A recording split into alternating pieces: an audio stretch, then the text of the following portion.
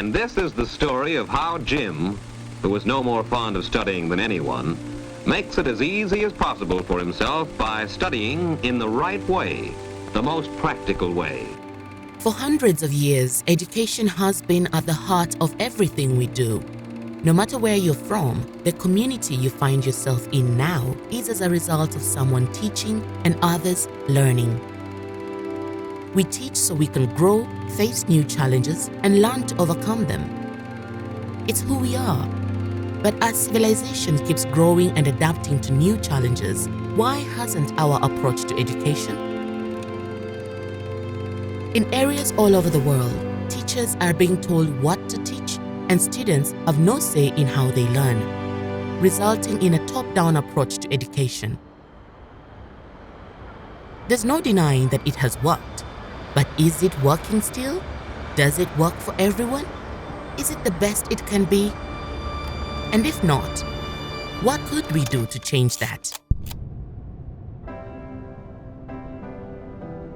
Today, the global development landscape is facing very unprecedented, accelerated change. We have issues like climate change, conflict, urbanization, artificial intelligence, environmental degradation, even COVID. All of these are having a massive impact on the complexity of the challenges that communities are facing. And these are new problems that we can't solve alone. We need some kind of approach. I like to call it a social technology that enable diverse stakeholders and donors to come together and collaborate on solving these complex development issues. And they can do it by using design as a strategy to find innovative solutions.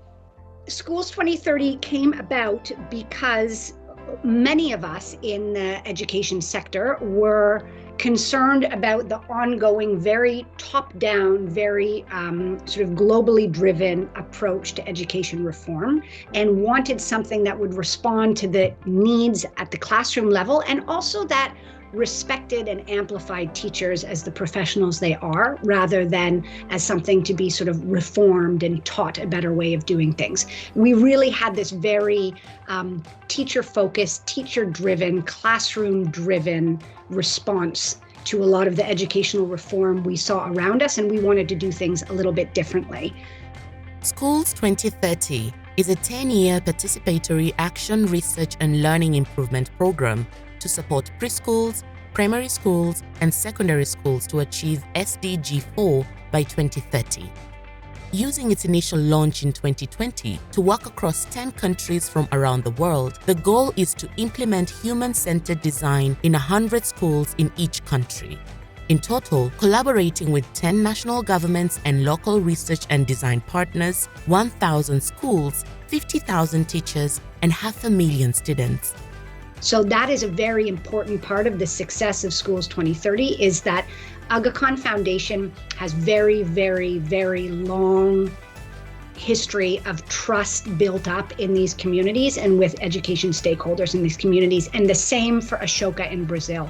So we are building on decades, years and decades of experience and positive partnerships with government and public schools in these countries. So that's very important to understand. And what we are embarking on across 10 countries is a question of, if we equip teachers and school leaders and students with the skills to be able to design their own education intervention that's relevant and contextualized to their classroom context and their learning needs, will we be able to see measurable improvement in their learning outcomes?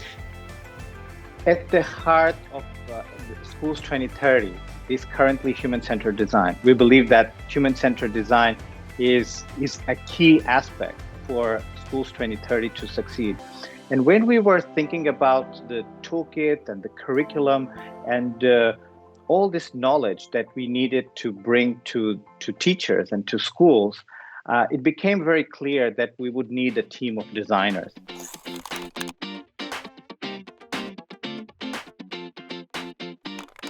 My name is Gray Garman. I'm the director of the Center for Integrated Design at the University of Texas in Austin. I'm also a professor of design and I'm a professional design strategist that's been consulting with the Aga Khan Foundation for the past year and a half. Yeah, and my name is Katie Kromek. I started my career as an educator and a teacher, and eventually discovered this community of people who are using the professional practices of design to try and think differently about school, how we make school, and how we create learning experiences for our students. So in the fall of, it must have been 2018. Is that right? Let me just think this through before I say my official answer. 2018. Is that right? Afternoon. Oh my gosh, felt like a long time, obviously. Okay.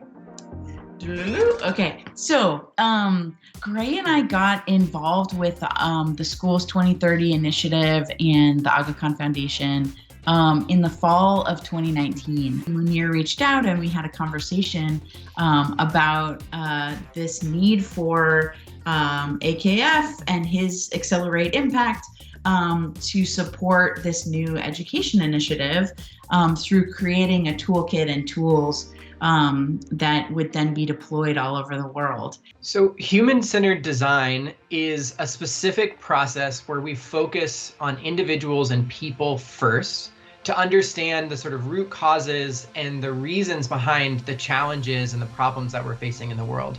And by understanding the people and the communities that we're working with, that gives us some insight and some practice to work together to try to create solutions, to improve upon, to make better, and to do the best that we can to alleviate some of the bigger challenges that we see in the world around us. This approach, I think, works for any person to apply it in any sphere of their life.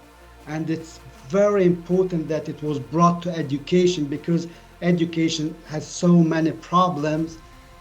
And I believe through human-centered design approach, those problems will be minimized, and a lot of teaching and learning gaps will be actually removed with this approach. So I believe there are a few ingredients that we need in order for this program to succeed in any part of the world, independently if you are in India or Portugal or Brazil. The Schools 2030 program has this what we call the six-step model for school-driven educational change. So this is the journey that we'll be going on with our schools, with our teachers and students and head teachers. The development of the Schools 2030 Human-Centered Design Toolkit was made to support a design-based innovation process for schools participating in Schools 2030, as well as any educator or school leader who wishes to take on the design challenge in their school or classroom. The process helps identify problems and, in response, test solutions. It's open-ended and adaptable to different cultural contexts, resource constraints, and opportunities of each unique school. The toolkit will take you through the various phases of the human-centered design process, and at the end of the design challenge, you will have the opportunity to showcase your designs and pitch your ideas to representatives from the Schools 2030 initiative. In an attempt to practice teaching from the bottom up and amplify underrepresented insights, creativity, and resilience of teachers and school stakeholders, the use of human-centered design through Schools 2030 is showing that everyone has the potential to design solutions.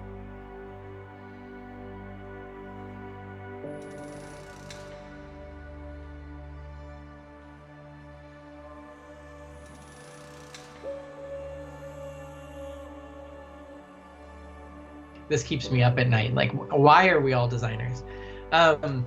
So I think that all humans are designers inherently because of our human nature as problem solvers, as individuals that have autonomy and thought to make decisions and improve the world around us. And I think for the longest time that was considered sort of art or craft of people who kind of made things, you know, that they were able to build tools for a farm or build a house or a piece of furniture. And really that was every person kind of making something for themselves or their own household or their small community around them.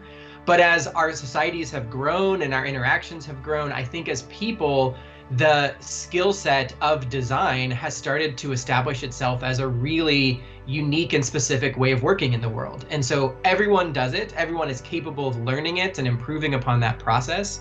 But I think it's actually relatively recently that we've given it a name, that we started to acknowledge it as a skill that people can learn and a skill that we can teach to others, to realize that as human beings, if, you know, we're able to sort of solve problems through science, we're able to sort of reflect the world through art, we're also able to improve the world through this process of design. As educators, we all are in that profession and in that calling to help steward the next generation of young people, help shape and develop them to go out into the world and to make the world a better place. And we know that being a teacher is incredibly difficult. You work in very difficult conditions and with not enough resources, and you face a lot of challenges of shaping young people and working with a large group of people and trying to figure out ways to reach them and educate them. And so we are hoping that this human-centered design toolkit can be kind of a breath of fresh air, a new tool in your tool belt, and an opportunity for you as educators to pause and work in a little bit of a different way with a lot of support to help you to kind of think differently, think outside of the box, and find new solutions that are going to only amplify and accelerate the amazing work that you're already doing.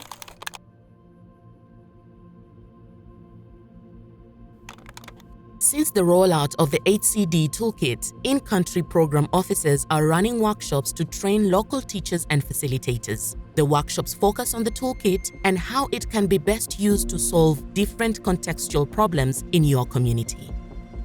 I feel excited about it for one reason, is because many a time in developing country contexts like India and a lot of other countries, we are given things and models and solutions by the West. And then it is more like a copy-paste syndrome, that we are trying to just translate something that works in a school in New York. Our contexts are so very different, right? So the power of this process is that it gives power back to the teachers, to the people who are in the field day in, day out, and not being told by someone else that try this will work. It is essentially telling teachers and us also in the country teams that the best ideas are there in the field. We will go through a process that will enable teachers and you, the country teams, to come up with those solutions and showcase them at a global level of what works. In the past training programs, it's been more a transfer, and it's been a one-sided transfer. It's been the leads of the programs coming in, meeting teachers and going, hey, this was a problem we identified. This is a solution we believe is going to work, and this is where you come in. So it's different this time around because it's more a co-creation. It's that realization that you're coming into this. We're not just transferring information to you. No, we're supporting you with the resources you might need, but it's very much teacher-led. It's your process. It's your journey. I think that's been the biggest difference, and you can actually see it in the surprises of the teachers when we introduce the program. You know, initially in previous programs, it's been an introduction on, we bring in this, it's beautiful, we believe in it, go do it. But this time around, we actually came around and went, we believe you have the answers, we're here to support. Tell us where you need us. And they're like, okay, this is interesting. This is something I can actually get excited about because someone is asking me to do what I've been doing and is going to support me through that.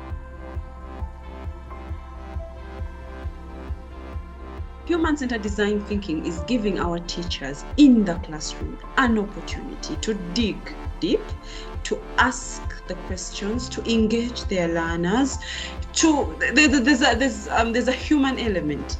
When I was doing my facilitation, I asked the teachers, how do we unpack HCD? And we had to get other words to to describe human-centered design thinking. And we said human is a person, center is a focus, and design is to make. So our teachers are being given an opportunity to actually engage with our learners, their pupils, find out those pain points and address them. Teachers and students, they face these challenges, but they also see the opportunities. And one thing we are sure of, there's no lack of potential in these communities. This diversity in it brings this potential also. So the thing that HCD turns really clear is facing these opportunities and the potential. How can you build upon this? And with that, everybody involved becomes designers. When we were thinking about designing the process, we were also thinking about the fact that it's unlikely that there is one solution or one thing that will solve all of the problems everywhere globally in schools. But HCD is actually really focused on providing methods that enable individuals and communities to determine really specific things that are needed in their local context, in their local environment, whatever it is that they need.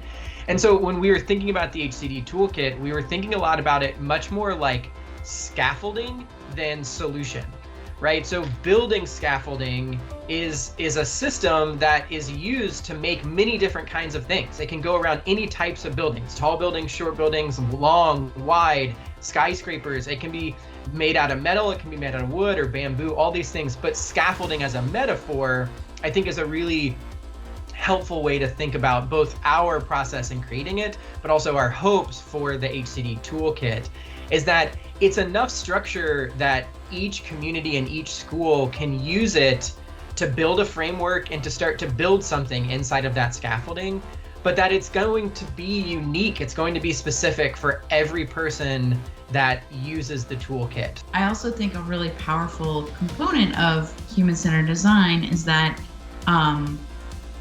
it can be responsive to any number of constraints and any number of environments. It's really about understanding and seeing differently the system that you're in and the circumstances you're in, and trying to identify a need and improve that need. And so for a teacher with 100 students in their classroom that they're trying to manage, and the kind of grind of that, of the day-to-day of trying to hold control of that many students, it can make it really hard to, I think outside the box, or kind of lift yourself up from the trenches and think about, okay, what are the outcomes of the decisions I'm making, and are those the outcomes I want to see? And if not, how can I improve those outcomes? When you work with not just literacy, numeracy, but empathy, collaboration, is not only about knowing about that, but you have to inspire by being an example, so you have to be empathetic if you want to teach empathy. And design thinking helps you to see all the process, all the phases, and to trust yourself to develop this kind of education. So that's why I believe that design thinking can reinforce self-esteem and initiative, and the idea of developing new solutions in this just challenge complex context that schools represent in Brazil. HCD is a very demanding and challenging approach, because in terms of time, in terms of know-how, it demands a lot of us. But it's very fulfilling when we identify the solution, and maybe we have to go back a little bit and to move forward again. But it's very fulfilling when we identify the solution and we begin to implement it. It's okay to make mistakes. That we are not looking for a perfect process. That I think one of the things that has gotten into people's minds is that, especially when you have funding involved, is that when you're designing, you always design on a linear process. You do not have time to, you can't waste time and you can't waste resources. So when you do it, it has to be correct. Otherwise, you're wasting resources. But then we're here telling them, it's okay. You can actually go and prototype. And if it's wrong, it's wrong. You can't force something that is bad on your students. If the solution you thought was a solution isn't a solution, it's okay. Go back, start again. Look at the data. Was the data the one that was wrong? If the data was wrong, it's okay. Repeat the cycle of interviewing them again until you get it right. Because in the end, if you just end up making one solution that is a perfect or near perfect solution, then that solution can serve those students for the next 20 years. No amount of mistakes can account for that time. By the time those kids graduate in those 20 years, the amount of impact they will have received or been inspired by the different teachers along the way who are practicing human-centered design is unmeasurable. You can't quantify it. You can only see the results with the kids in the future. Then we'll have kids who can think more positively. If they see their teachers identifying a problem and creating solutions, then they themselves have the ability or start creating the mentality, then I can create a solution for anything. After all the teachers within Schools 2030 initiative in 100 schools received the trainings in Tajikistan, I believe that there will be a lot of solutions on the existing problems that were not tackled for many years will be solved, and this will be recorded and will be presented to the Ministry of Education as best experiences on teaching and learning. And I believe that we can come up with more than 200 solutions to the problems that exist at school level, at teachers level, and at students level.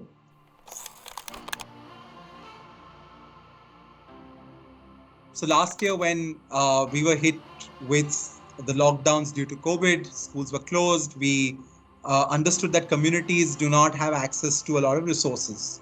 So a lot of initial work was around organizations making videos, sending YouTube links and doing whatever they could, which was great. I think everything was required at that point of time. But for a lot of communities who do not have access to internet, technology, these solutions did not even reach them. So communities we work with, we tried to see what sort of communities we are working with, and we developed something called WhatsApp posters initially, which were these very simple educational posters, illustrated posters with very little text, so that even parents with low levels of literacy could look at the poster and do a learning activity at home. And these were transmitted through WhatsApp. Then we realized we kept on asking parents for feedback. We did surveys, we asked parents. And through that process, we learned that a lot of people we were transferring to through WhatsApp, there was another set of parents who did not have WhatsApp. So what about them? The second challenge was that we were sending these learning activities, say something which was to do with origami and colored paper. Now, how many poor families have colored paper at home? How many poor families will have those simple learning materials that we are trying to get them? So this entire idea came that can we design a small kit where we have simple materials that they can use to supplement the materials at home to do these learning activities with their children. And that's the genesis of the idea. And then we tried it out with a few children ourselves. I tried it out personally, cutting cardboard and making learning materials and cards and word cards like this, saying lock and a picture on the back, and just cutting cards. Essentially just trying to see what can we do at home. And I tried some of those materials with some kids who live upstairs, who are from the same age group, and they loved it, their parents loved it. Their parents also gave very interesting feedback. And then we tried our team members also to ask questions of people they know, of children they work with. And that's how this entire idea was sort of prototyped and tested. And then we said, okay, let's try with a few hundred children. Let's ask a few more parents. Let's try it in different states, in different geographies, in different contexts. And that's how we have now come up with a proper kit with materials We call it Goraiya, which is a bird in India, which is supposed to evoke curiosity. They also did a very interesting project called a learning wall. The idea with this one was for whole communities to get involved in learning. So they would post questions or problems to solve up on a big wall or billboard in a public place in the rural community, in a village, and the children would come and work together to solve it.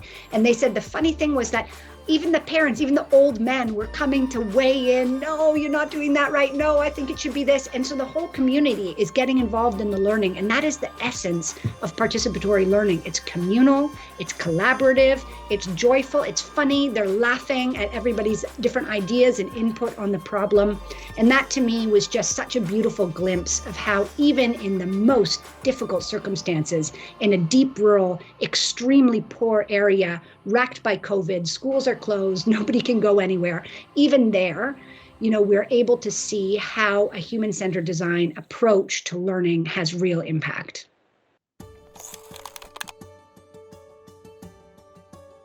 We know that development problems are hard and complex to solve alone. When it comes to finding new solutions to these very complex problems, I think we can do much better by bringing partners and communities together and ignite new knowledge and ideas, pool funding together, and catalyze a network of local innovators to implement and scale ideas. So I think this is, in my words, this is the ethos and the principles that we are trying to achieve through Schools 2030. It's to bring people together to come up with local solutions that can scale to answer some of these global questions. And I think that's the key of Schools 2030, that we learn from each other, we learn from each other's context, we learn from each other's innovations. And it's very exciting to be a part of a program like this that creates a global good from the developing countries. You only need to answer the question right in front of you, but that is going to illuminate a little bit more of the path. And if you keep going with that process, eventually you'll land on something that you couldn't have anticipated in the beginning, but that is going to improve outcomes for all students. If I had that kind of a teacher when I was in high school, I think the education system would have been different by the time my kids go to school. So what we really believe will be, a knock-on effect, perhaps even greater than the actual innovation that the teacher designs, is the wider effect it will have on the culture of that classroom and that school over a 10-year period, when we are acculturating the whole school community to a belief that we believe in this. We believe that you can drive this kind of change. So I think, that in the end of the 10 years, I would not be surprised if we look back and evaluating our program and say, actually, that's where we really had impact, was changing that perception of the sense of efficacy and agency that teachers have in their schools.